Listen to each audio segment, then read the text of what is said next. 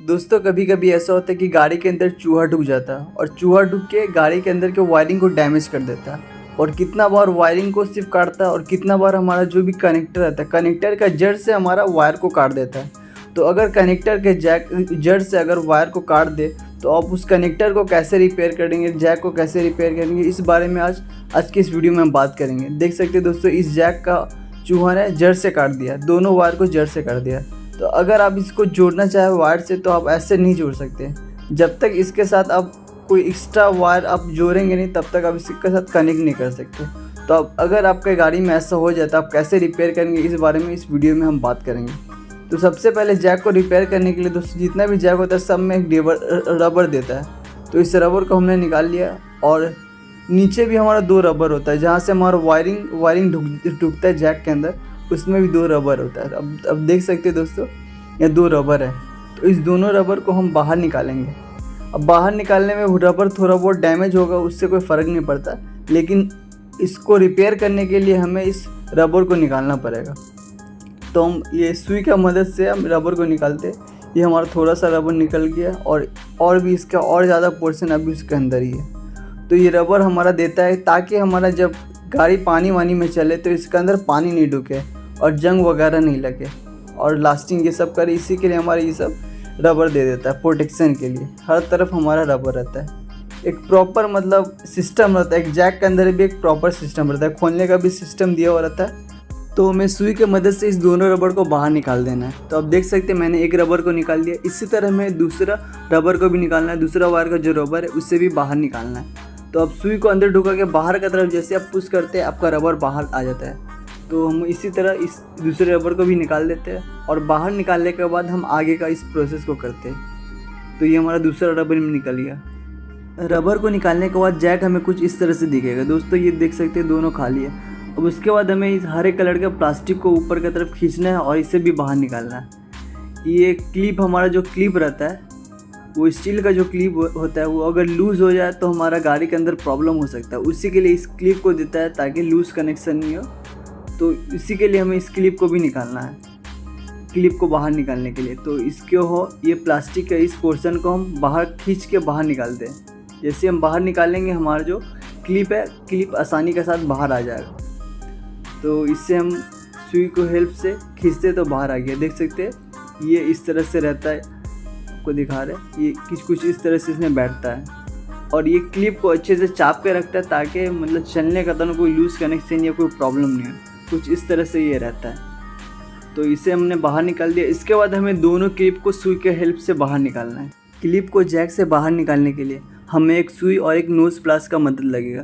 तो सबसे पहले हम सुई के हेल्प से जैक का जो खाली वाला पोर्शन है उसमें हमें ढुकाना है। उसमें हमारा एक प्लास्टिक रहता है, प्लास्टिक को चापना पड़ता है। स्टील क्लिप के मुंह में एक तरफ आपको खाली पोर्शन मिलेगा और एक तरफ आपको पूरा पैक रहेगा, उस तरफ से आप कुछ ढुका नहीं सकते। जिधर आपको खाली पोर्शन मिलेगा उसमें आपको ये सुई ढुकाना है, सुई ढुकाना है। और नीचे एक प्लास्टिक का रहता है जो क्लिप रहता है, जो क्लिप को पकड़ के रखता है। प्लास्टिक का एक पोर्शन होता है जो इस स्टील के क्लिप को पकड़ के रखता है। तो हमें उसी प्लास्टिक के पोर्शन को सुई के हेल्प से चाप के रखना है बाहर की तरफ और नोज प्लस का हेल्प से तार का जो नीचे वाला जो भी पोर्शन है उसको खींचना है बाहर की तरफ। जैसे हम बाहर खींचेंगे तो हमारा पूरा क्लिप बाहर आ जाता है। देख सकते हैं हमारा पूरा क्लिप बाहर आ गया। इसी तरह से हमें दूसरा क्लिप का साथ भी करना है। अब देख सकते हैं दोस्तों, एक तरफ हमारा क्लिप के अंदर एक तरफ गैप है, आपको दिखाते हैं। एक तरफ गैप है और एक तरफ गैप नहीं है। तो आपको सुई किस तरफ ढुकाना है आपको इसमें क्लियर नहीं होगा, लेकिन इस क्लिप में आपको क्लियर मैं कर दूंगा कि कैसे आपको सुई ढुकाना है। तो ये इस तरह से हमारा एक क्लिप होता है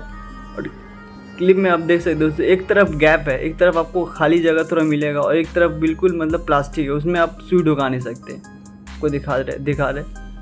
तो ऊपर में जो गैप है खाली जगह उसी में आपको सुई ढुकाना है एकदम सीधा करके, स्ट्रेट करके।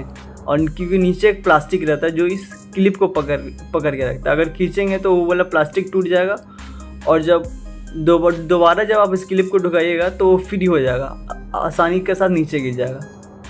तो हमने सुई को स्ट्रेट ढुका दिया और स्ट्रेट ढुका के जैसे नोज प्लस के हेल्प से बाहर की तरफ खींचते हैं। देखिए बाहर इजी से आ गया क्योंकि मैंने सुई के हेल्प से उस प्लास्टिक को ऊपर कर दिया। तो वो प्लास्टिक का टुकड़ा यही काम करता है, क्लिप को अच्छे से पकड़ के रखता है, इसीलिए हमको सुई का ज़रूरत पड़ा। तो ये दोनों बाहर आ गया। स्टील क्लिप को बाहर निकालते वक्त आपको इस चीज़ का ख्याल ज़रूर रखना है कि कौन सा कलर का वायर हमारा किस तरफ था।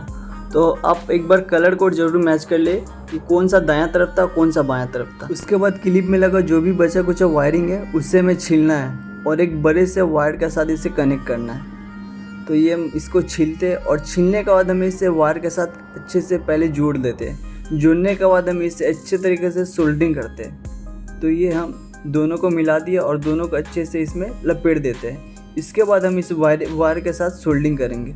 वायर के ऊपर सोल्डरिंग करने से पहले अच्छे से उसके ऊपर फ्लक्स लगा देते हैं ताकि हमारा सोल्डरिंग का जो प्रोसेस है वो अच्छे तरीके से हो पाए। उसके बाद हमें सोल्डरिंग मशीन के मुंह के ऊपर सोल्डरिंग वायर को पिघलाकर थोड़ा जमा कर देना है और जमा करने के बाद हमें इस वायर के ऊपर धीरे धीरे चारों तरफ फैलाना है। पिघले हुए धातु को वायर के चारों तरफ हम अच्छे से लगाते हैं तो हमारा जो सोल्डरिंग का प्रोसेस है वो बेहतरीन तरीके से हो पाता है। तो हमने दोनों क्लिप को कलर कोड के हिसाब से इसका वायर को हमने बड़ा कर दिया और वायर को बड़ा करने के बाद हम वापस से हम इसे असेंबल करते हैं, जैक में वापस से लगाते हैं।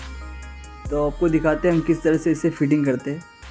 तो जो हमारा दायां तरफ था उससे हम पहले रेड कलर वाला फिट करते हैं, उसके बाद फिर हम ब्लैक कलर फिट करेंगे। हम जैसे ही ढुकाते हैं हमारा आसानी के साथ दोस्तों हमारा ये क्लिप आ रहा है। ये शायद उल्टा ढुक गया था, उसी की तरह हमारा फिट नहीं हो रहा था। तो जैसे हमने सीधा ढुका एक बार में हमारा देख सकते हैं हमारा क्लिप बाहर आ गया। इसी तरह से हमें दूसरे क्लिप को भी ढुकाना है। तो ये भी दोस्त देख सकते हैं दोस्तों एक बार में हमारा बाहर की तरफ आ गया और एकदम परफेक्ट हमारा ये फिटिंग हो गया। इसके बाद हमारा जो हरा कलर का जो क्लिप था उसे ढुका दे रहे हैं ताकि ये मजबूत रहे और पकड़ के रखे दोनों को। तो ये हमने इसे बैठा दिया। उसके बाद हमारा ऊपर का जो रबर है ऊपर का रबर को हम दे देते हैं। जैक के अंदर रबर को इसलिए दिया जाता है कि जैक्स आपस में एक दूसरे में अच्छे तरीके से टाइट होकर बैठे। अब जैक का नीचे वाला रबर ख़राब हो चुका था तो उसकी जगह हमने इसमें बॉन्ड लगा दिया। ये बॉन्ड सूखने के बाद बिल्कुल रबर हो जाएगा और इसके अंदर पानी बिल्कुल भी नहीं ढुकेगा। तो ये थी दोस्तों जैक रिपेयर करने की पूरी वीडियो। दोस्तों वीडियो अगर आपको इन्फॉर्मेटिव लगा होगा तो वीडियो को लाइक कीजिएगा और चैनल को सब्सक्राइब कर लीजिएगा ऐसे ही इन्फॉर्मेटिव वीडियो को पाने के लिए। धन्यवाद।